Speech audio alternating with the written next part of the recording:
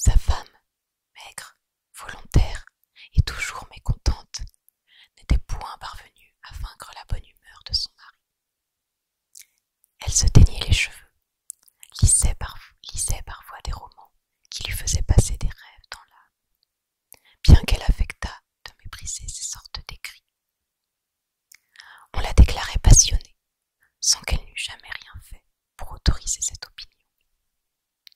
Mais son époux disait parfois « Ma femme, c'est une gaillarde », avec un air entendu qui éveillait des suppositions. Depuis quelques années, cependant, elle se montrait agressive avec monsieur Le Repos, toujours irritée et dure, comme si un chagrin secret et inavouable lui torturait. Une sorte de mésintelligence en résulta. Ils ne se parlaient plus qu'à peine, et madame, qui s'appelait Palmyre, accablait sans cesse monsieur, qui s'appelait Gustave, de compliments désobligeants, d'allusions blessantes, de paroles acerbes, sans raison apparente. Il courbait le dos, ennuyé, mais gai quand même, doué d'un tel fond de contentement, qu'il prenait son parti de ses tracasseries intimes. Il se demandait cependant quelle cause inconnue pouvait écrire ainsi de plus en plus sa compagne, car il sentait bien que son irritation avait une raison cachée, mais si difficile à pénétrer quand il y perdait ses efforts. Il lui demandait souvent « Voyons, ma bonne, dis-moi ce que tu as contre moi. Je sens que tu me dissimules quelque chose. » Elle répondait invariablement « Mais je n'ai rien, absolument rien. D'ailleurs, si j'avais quelque sujet de mécontentement, ce serait à toi de le deviner. Je n'aime pas les hommes qui ne comprennent rien, qui sont tellement mous et incapables qu'il faut venir à leur aide pour qu'ils saisissent la moindre des choses. » Il murmurait, découragé. « Je vois bien que tu ne veux rien dire. » Et il s'éloignait en cherchant le mystère. Les nuits surtout devenaient très pénibles pour lui, car il partageait toujours le même lit, comme on fait dans les bons et simples ménages. Il n'était point alors de vexation dont elle n'usât à son égard. Elle choisissait le moment où ils étaient étendus côte à côte pour l'accabler de ses railleries les plus vives. Elle lui reprochait principalement d'engraisser.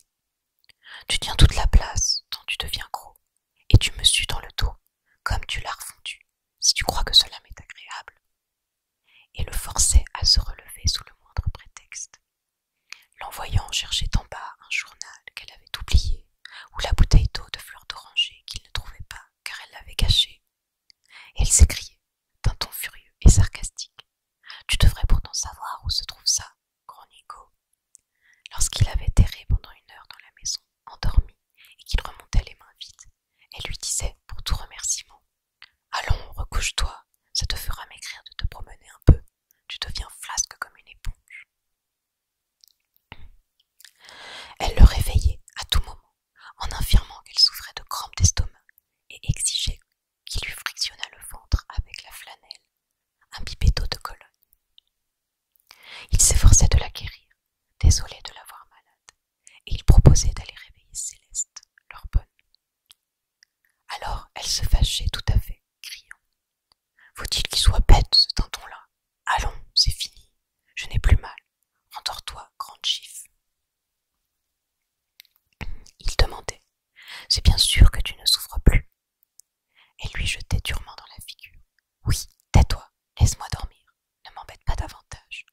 Tu es incapable de rien faire, même de frictionner une femme. »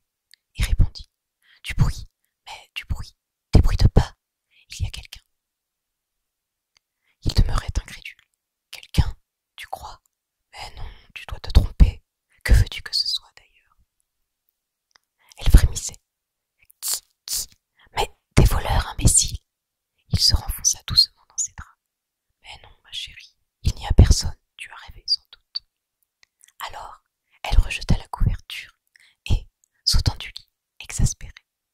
Mais tu es donc aussi lâche qu'incapable. Dans tous les cas, je ne me laisserai pas massacrer grâce à ta pusillanimité.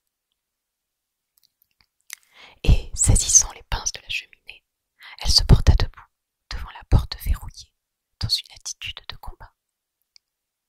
Ému par cette vaillance, honteux peut-être, il se leva à son tour en rechignant, et sans quitter son bonnet de coton. Il prit la pelle et se plaça vis-à-vis de sa moitié. Ils attendirent 20 bonnes minutes dans le plus grand silence. Aucun bruit nouveau ne troubla le repos de la maison.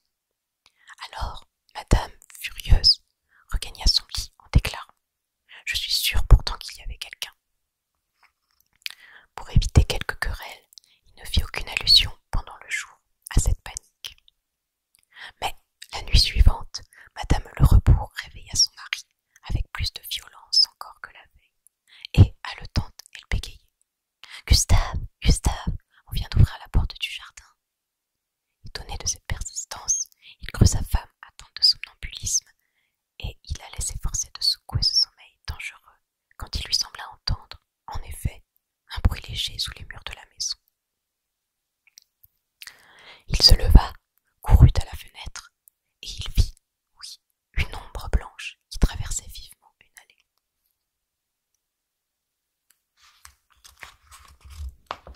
Il murmura, défaillant. « Il y a quelqu'un !» Puis il reprit ses sens, s'affermit, et, soulevé tout à coup par une formidable colère de propriétaire dont on a violé la clôture, il prononça « Attendez, attendez, vous allez voir. » Il s'élança vers le secrétaire, l'ouvrit, prit son revolver et se précipita dans l'escalier. Sa femme, éperdue, le suivait en criant « Gustave, Gustave, ne m'abandonne pas, ne me laisse pas seule, Gustave, Gustave. » Mais il ne l'écoutait guère, il tenait déjà la porte du jardin.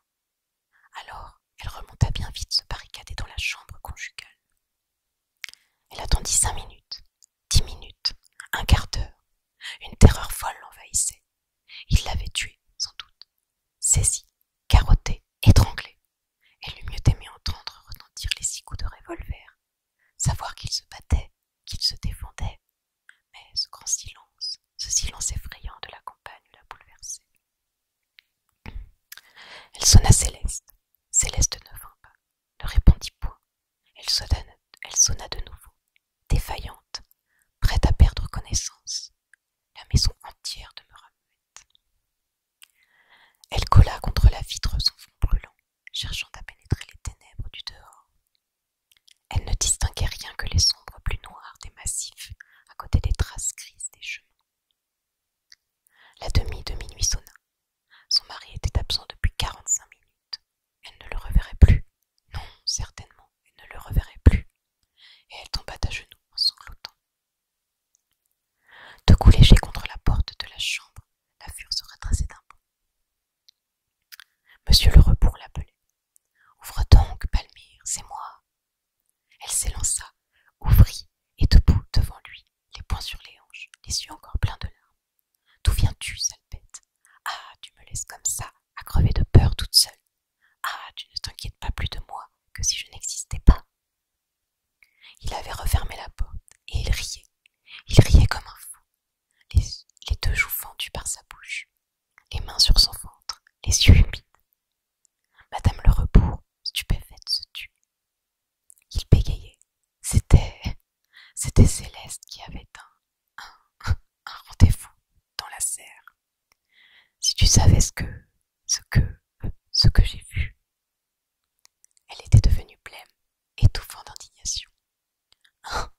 Tu dis, Céleste, chez moi, dans ma maison, dans ma serre, et tu n'as pas tué l'homme, un complice.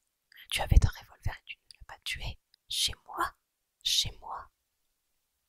Elle s'assit, n'en pouvant plus. Il battit un entrechat, fit les castagnettes avec ses doigts. Il claqua de la langue et, riant toujours, « Si tu savais, si tu savais. » Brusquement, il l'embrassa. Elle se débarrassa de lui, et, la voix coupée par la colère.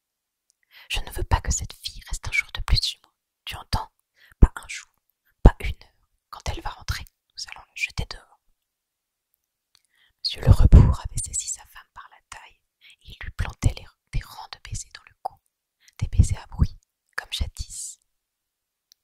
Elle se tut de nouveau, percluse d'étonnement. Mais lui, la tenant à plein bras, l'entraînait doucement vers le lit.